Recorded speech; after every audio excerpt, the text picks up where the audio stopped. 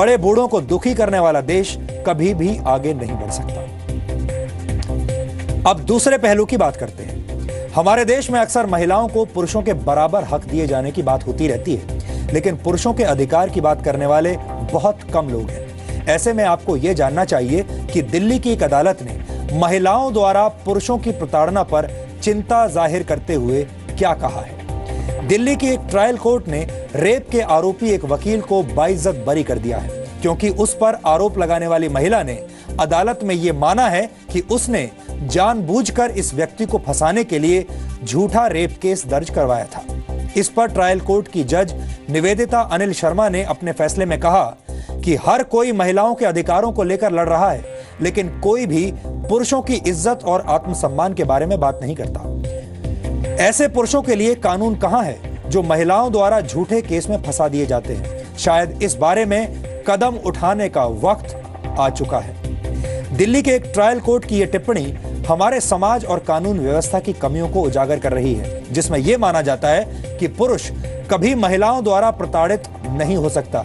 और अब हम इस पहलू पर विस्तार से बात करेंगे, क्योंकि बहू द्वारा अपनी बेबस और बीमार सास की पिटाई की खबर ने एक बार फिर से दहेज प्रताड़ना के खिलाफ कानून की धारा 498A को लेकर चली आ रही बहस को और तेज कर दिया है।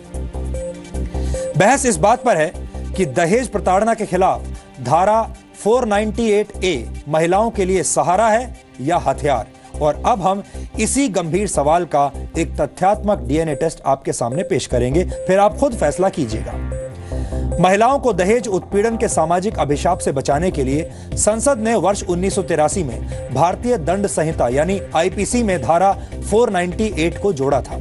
हमारे देश में दहेज हत्याओं के कड़वे सच को नकारा नहीं जा सकता, लेकिन इस सच का एक पहलू यह भी है कि धारा 498A का गलत इस्तेमाल करने वाली महिलाओं के लिए यह एक खतरनाक हथियार की तरह है, जिसके जरिए वो अपने गलत इरादों को पूरा करती हैं। और ऐसा इसलिए होता है क्योंकि महिला के पति या पति के परिवार द्वारा उसके प्रति अत्याचार करने पर धारा 498A के तहत दर्ज मामला गैर जमानती है, यानी नॉन बेलेबल है। धारा 498A के आरोप में सिर्फ एफआईआर में नाम लिखवा देने के आधार पर ही पति और उसके परिवार के लोगों को गिरफ्तार किया जा सकता है। इसलिए जानकार ये मानते हैं कि धारा 498A पति पक्ष के लोगों को परेशान करने का सबसे आसान तरीका है। नेशनल क्राइम रिकॉर्ड्स ब्यूरो के मुताबिक वर्ष 2012 में धारा 498A के तहत दर्ज मामलों में 1,97,762 व्यक्तियों को गिरफ्तार किया गया। इनमें लगभग 1/4 यानी 25% महिलाएं थीं। इन महिलाओं में शिकायत करने वाली महिला की सास और ननद भी शामिल थी। धारा 498A के तहत दर्ज मामलों में चार्जशीट यानी आरोप पत्र दाखिल करने की दर 93.6% है, जबकि आरोपियों पर दोष साबित होने की दर सिर्फ 15% है। वर्ष 2011 से 2013 के दौरान देश भर में धारा 498 के तहत दर्ज 31,293 मामले फर्जी साबित हुए। जी हां, 31,293 मामले फर्जी यानी नकली साबित हुए। ये आंकड़े इस तरफ इशारा करते हैं कि उपयोग के साथ साथ धारा 498A का दुरुपयोग भी हो रहा है। इस धारा को खत्म करने या संशोधन करने की लगातार मांग की जाती रही है। इस धारा के दुरुपयोग को लेकर सुप्रीम कोर्ट ने एक या दो बार नहीं बल्कि कई बार गंभीर टिप्पणियां की हैं, जिनमें से कुछ के बारे में आज मैं आपको बताऊंगा। 19 जुलाई 2005 को सुप्रीम कोर्ट ने धारा 498A को कानूनी आतंकवाद की संज्ञा दी थी। 11 जून 2010 को सुप्रीम कोर्ट ने धारा 498A को लेकर कहा था कि पतियों को अपनी स्वतंत्रता को भूल जाना चाहिए।